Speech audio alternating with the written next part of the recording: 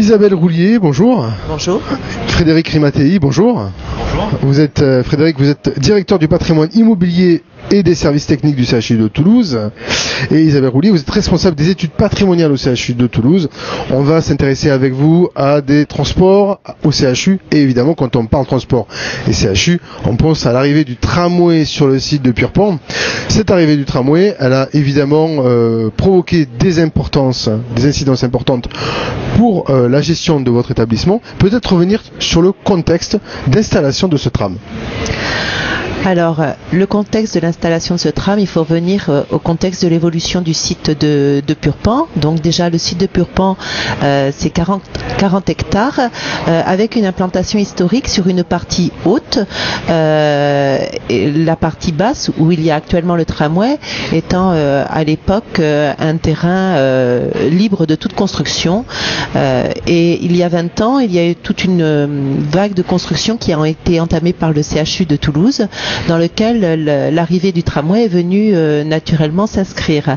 Et je pense que c'est un choix du CHU qui a été fait en concomitance et en cohérence avec cette volonté de reconstruction du site de Purpan. Très bien. Frédéric Rimatei, pour compléter. Oui, ajouter un mot en disant que l'histoire du tramway toulousain et de ses hôpitaux, des hospices de Toulouse à l'époque, est une très longue histoire qui a démarré dès la conception du site de Purpan au début du XXe siècle, et qu'à l'époque le maire de Toulouse de l'époque avait d'ores et déjà dit que la conception et la construction du futur hôpital suburbain de Toulouse, qui est l'hôpital Purpan, ne serait valable finalement qu'avec l'arrivée future du tramway. Et il s'adressait en cela à Firmin Ponce, qui était le directeur des omnibus et des tramways de Toulouse de l'époque, qui depuis d'ailleurs, à l'époque était déjà au conseil d'administration des hospices de Toulouse, et on voit très bien que c'est une très longue histoire et qu'elle s'inscrit donc dans une demande extrêmement ancienne et dans une logique extrêmement ancienne de lien entre la desserte du site de Purpan et le tramway. Alors, ce tramway, il est arrivé, il est là. Quels en sont aujourd'hui les bénéfices et les inconvénients pour le CHU ? Les bénéfices, ils sont clairs. Je crois que c'est la deuxième station la plus fréquentée après la station des Arènes. Donc on voit bien que ce tramway était nécessaire, attendu, et qu'il répond à un véritable besoin. Donc le bénéfice, il est évident. Il est au centre de gravité du nouvel hôpital, et il accompagne comme je viens de le dire, toute la reconstruction du site de Purpan. Effectivement, par contre, il nous reste quelques points d'ajustement à faire. C'est un euphémisme, puisque cette arrivée du tramway n'a pas minoré autant que nous l'aurions souhaité, pensé, espéré, le besoin en stationnement et en venue de véhicules sur le site. Ça, c'est le grand sujet auquel nous sommes confrontés aujourd'hui, et que nous devons maintenant travailler en prenant en compte, en harmonie, en cohérence avec le tramway. Frédéric Rimatei. Et en complément de ce qui vient d'être dit, le tramway finalement traverse le site hospitalier de Purpan en deux, avec la partie haute historique du site de Purpan, et puis la partie basse qui a fait l'objet des constructions il y a une vingtaine d'années.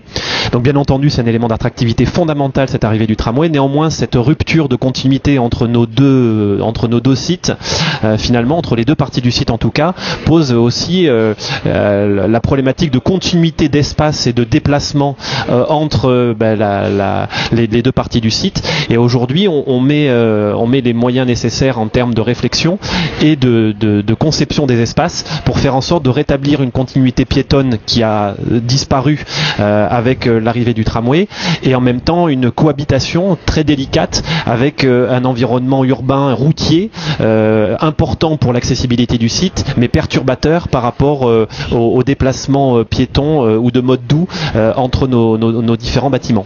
Alors finalement, quelle stratégie faut-il en retenir pour les années à venir ? Quelle morale vous retenez de l'arrivée de ce tramway au CHU de Toulouse ?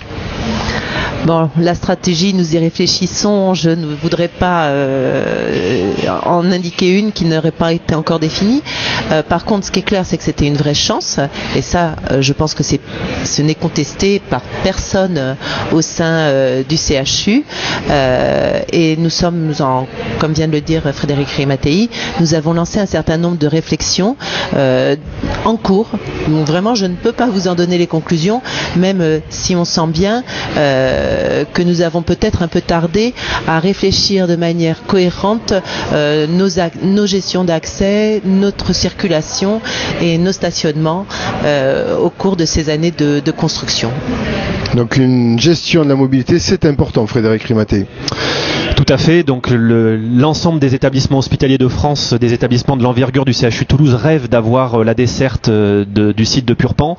Un tramway au cœur de site, c'est un élément d'attractivité formidable. C'est aussi un élément de sécurité et pour les déplacements de nos patients et de nos personnels. Donc c'est tout à fait fondamental d'optimiser maintenant l'organisation qui règne autour de ces arrêts de tramway. On en rêve et nos prédécesseurs l'avaient imaginé il y a près de 100 ans et aujourd'hui finalement entre 1910 et 2010 il est grand temps maintenant de bénéficier, de faire bénéficier nos patients, les publics, leurs familles et nos personnels de toute la plus-value qu'apporte la desserte du tramway. On n'est pas très loin du compte. Il nous reste maintenant à mieux articuler les voies routières et la voie de tramway et de créer finalement et de recréer cette continuité entre maintenant ce qui est notre cœur du site et qui se situe donc dans le bas du site de Purpan. Isabelle Roulier. Oui, excusez-moi parce que il me semble qu'on a oublié de souligner un intérêt important de l'arrivée du tramway sur Purpan et de tous les travaux qu'on a fait depuis 20 ans. C'est que je crois qu'aujourd'hui cette station de tramway est au cœur d'une voie Jean Dosset qui est quand même remarquable au niveau de sa composition et de son architecture avec des grands noms. Donc et notamment je voudrais citer Pierre Riboulet avec l'hôpital Paul de Viguier, mais aussi Émeric Zublena, Art & Build pour les bâtiments qui viennent d'ouvrir. Et puisqu'on a su réaliser un environnement de qualité au plan architectural, maintenant il faut vraiment poursuivre pour que au plan fonctionnel et au plan dynamique, c'est-à-dire tout ce qui est circulation, mobilité, ça fonctionne. Très bien, on n'aura pas fini d'entendre parler de ce tramway et du CHU de Toulouse. Merci à vous deux pour vos commentaires et vos apports. À bientôt. Merci.